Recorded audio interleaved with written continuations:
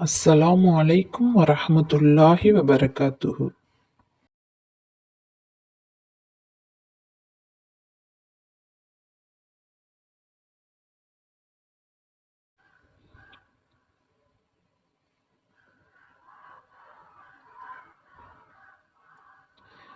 எந்த ஒரு பெண்ணாவது தன் கணவன் தனக்கு கடுமையாக இடையூறளிப்பான் என்றோ அல்லது புறக்கணித்து விடுவான் என்றோ பயந்தால் அவர்கள் இருவரும் சம்மதித்து தங்களுக்குள் ஒரு சமாதான முடிவை ஏற்படுத்திக் கொள்வதில் அவர்கள் மீது குற்றமில்லை.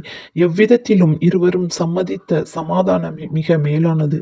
இத்தகைய சந்தர்ப்பங்களில் ஏதும் பொருள் கொடுக்கும்படி நேரிட்டால் பொதுவாக ஒவ்வொரு ஆத்மாவும் கஞ்சத்தனத்திற்கு உட்பட்டு விடுகிறது.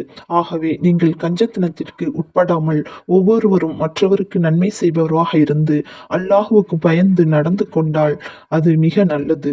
நிச்சயமாக அல்லாஹ் உங்கள் செயலை நன்கறிந்தவனாக இருக்கிறான்.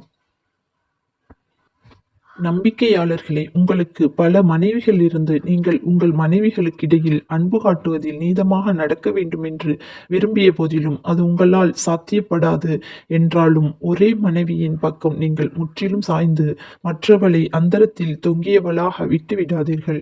நீங்கள் அல்லாஹுக்கு பயந்து உங்களுக்கிடையில் சமாதானமாக நடந்து கொண்டால் நிச்சயமாக அல்லாஹ் உங்கள் குற்றங்களை மன்னித்து கருணை புரிபவனாக இருக்கிறான்.